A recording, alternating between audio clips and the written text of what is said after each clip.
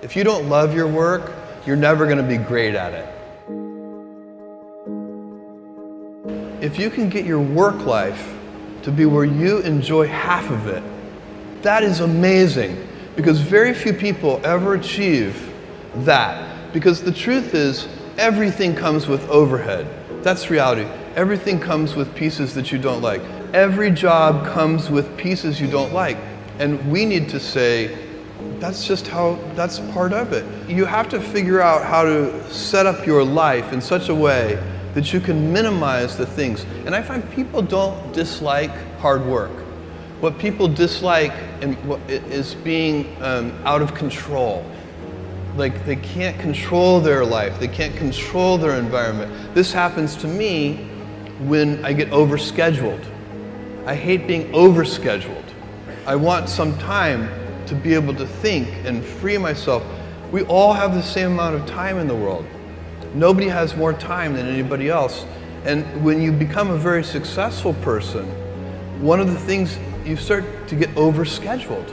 If you don't love your work, you're never going to be great at it. The other thing I would suggest to any young person, even before they start their career, is to really think about their choices. Because I find young people, and when I was young, I made this mistake too. You can get very fixed on your gifts. So everybody has gifts. You know, you have gifts and you have things that you didn't get gifted. Maybe you're extremely beautiful, maybe you're extremely good at mathematics, there are a lot of things that you can be given.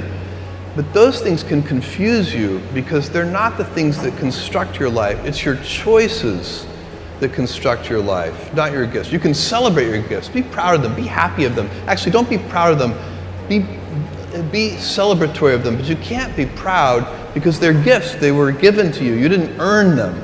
You can only be proud of the things you earn. And so, as I got older, I started to realize I wasn't proud of my gifts. I was always good at school. School was always easy for me, and I was always proud that I was a great student. I got A's in all my classes. I was good at math, all of that. And I thought that's who I was, but it's not true. Those are the things that are gifts. What was hard for me is deciding to work hard, deciding to use my gifts in certain ways, to challenge myself, to do things that I didn't think I could do, to put myself in uncomfortable situations. You can choose a life of ease and comfort, or you can choose a life of service and adventure. Which one of those, when you're 90 years old, are you going to be more proud of? Tomorrow, in a very real sense, your life, the life you author from scratch on your own, begins. How will you use your gifts? What choices will you make? Will inertia be your guide, or will you follow your passions? Will you follow dogma, or will you be original? Will you choose a life of ease, or a life of service and adventure? Will you wilt under criticism, or will you follow your convictions? Will you bluff it out when you're wrong, or will you apologize? Will you guard your heart against rejection, or will you act when you fall in love? Will you play it safe, or will you be a little bit swashbuckling?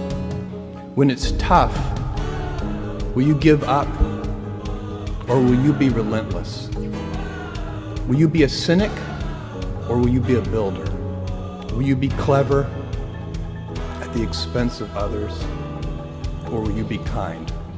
Tomorrow, and in a quiet moment of reflection, narrating for only yourself the most personal version of your life story, the telling that will be most compact and meaningful will be the series of choices you have made. In the end, we are our choices.